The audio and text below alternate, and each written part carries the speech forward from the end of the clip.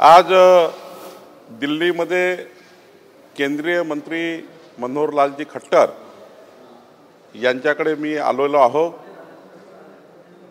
नागपूर जिल्ह्यातल्या मौदा तालुक्यातल्या एनटीपीसी प्रकल्पामध्ये कुंभारी गावाचं पुनर्वसन व्हावं, कारण कुंभारी गाव हे एनटीपीसीच्या कंपाऊंडला लागून आहे। मोठ्या प्रमाणात राख ही कुंभारी गावावर येत आहे आणि त्यामुळे त्या गावाचं पुनर्वसन व्हावं।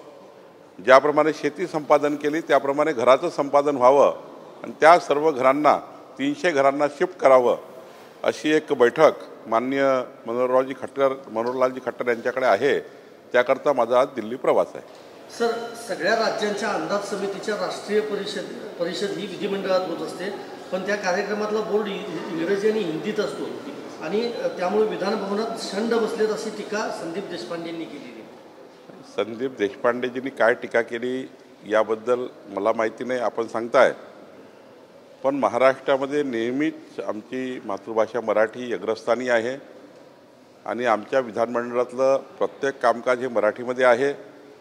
आमच्या विधानमंडळातला प्रत्येक बोर्ड हा मराठीमध्येच आहे आणि त्यामुळं त्यांनी उपरोधिक टीका केली आहे, त्यावर उत्तर देणं काही योग्य नाही। शरद पवारांनी असं म्हटलंय, मी मुख्यमंत्री असताना महिलांना समान संधी देण्याचा निर्णय घेतला होता, कर्तृत्व फक्त पुरुषांकडे असतं असं कधी मी मानलं नाही।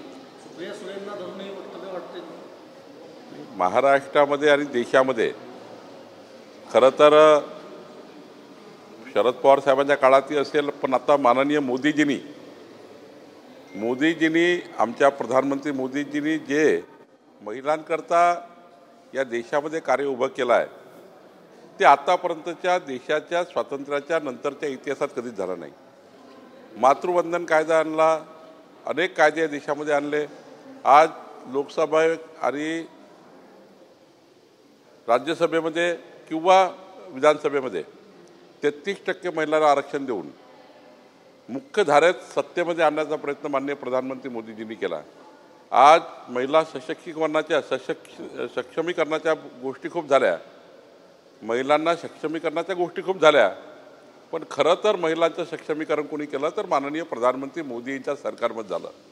मी 1000 गोष्टी सांगू शकतो शरद पवार साहेबांना की नुसत्या बाता मारणं वेगळं आहे, पण खरं जर महिलांना या देशामध्ये मुख्य धारेमध्ये आणण्याचं काम जर कोणी केलं असेल तर माननीय प्रधानमंत्री मोदीजींनी केलं आहे।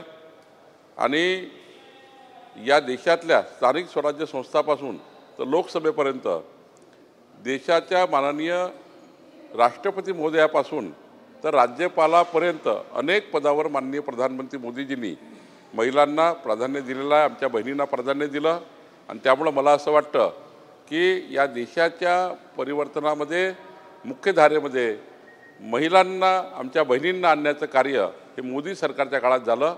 हे अतुल या ठिकाणी मी खऱ्या अर्थाने आपल्याला उदाहरणासहित अधोरेखित करू शकतो, सांगू शकतो। सर, आगामी पावसाळी अधिवेशनामध्ये महसूल विभागाच्या वतीनं काही नवीन कायदे आणण्याची तयारी सुरू आहे, ज्यामध्ये खास करून देवेंद्र फडणवीस यांच्या सरकारच्या नेतृत्वामध्ये तुमच्या खात्याच्या कायद्याचं ऐकल्याबद्दल येते तुमच्या पद्धती संदर्भात आहे, तुकडे पद्धत करण्याच्या आणि व्हर्टिकल सातबारा।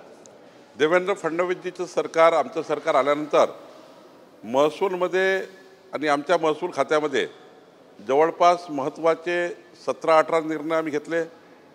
आम्ही जिवंत सातबारा मोहीम या ठिकाणी केली। आम्ही त्या ठिकाणी 1 डिस्ट्रिक्ट 1 रजिस्ट्रेशन हा त्या ठिकाणी महत्त्वाचा निर्णय आम्ही घेतला।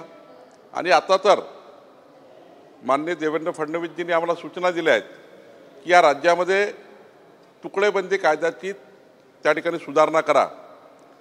महाराष्ट्रामध्ये 1 गुंठा जमीनसुद्धा आता रहिवासी क्षेत्रामध्ये तुकडेबंदी नियमामध्ये आम्ही त्या ठिकाणी सुधारणा करतो आहे, म्हणजे 1 गुंठासुद्धा जमिनीचा तुकडा पाडता येईल रहिवासी क्षेत्रामध्ये। हा कायदा आम्ही अधिवेशनात आणतो आहे आणि सोबतच या अधिवेशनामध्ये 1 स्टेट 1 रजिस्ट्रेशन हाही आम्ही विचार करतो आहे। एका राज्यामध्ये कुठल्याही जिल्ह्यातलं कुठेही रजिस्ट्रेशन होऊ शकेल हाही आम्ही विचार करतो आहे। आणि सर्वात महत्त्वाचं, समजा एखाद्या प्लॉटवर, एखाद्या भूखंडावर एखादी इमारत असेल, त्या इमारतीमध्ये 50 लोक राहत असतील तर व्हर्टिकल सातबारा, व्हर्टिकल स्वामित्व देण्याचा विचार आम्ही करतो आहे। आणि हा आत्तापर्यंतच्या महसूल खात्याच्या वाटचालीमध्ये सर्वात मोठा व्हर्टिकल सातबारा निर्णय होणार आहे।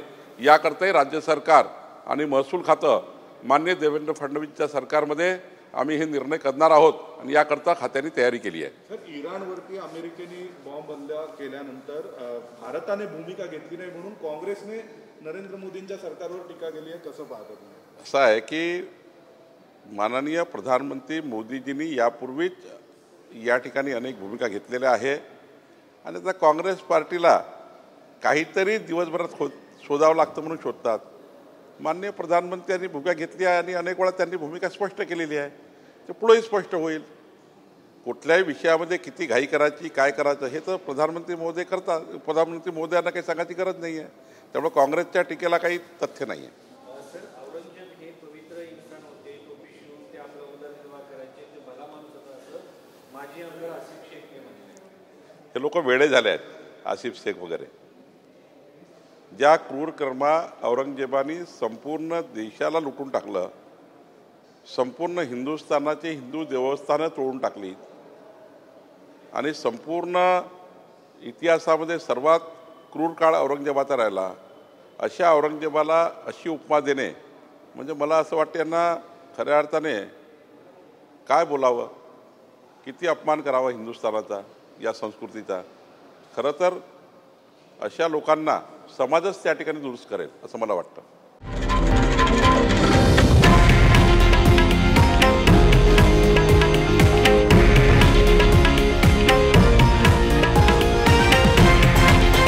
हे आहे देशातील नंबर 1 न्यूज नेटवर्क आणि आपण पाहत आहात TV9 मराठी, एकमेव।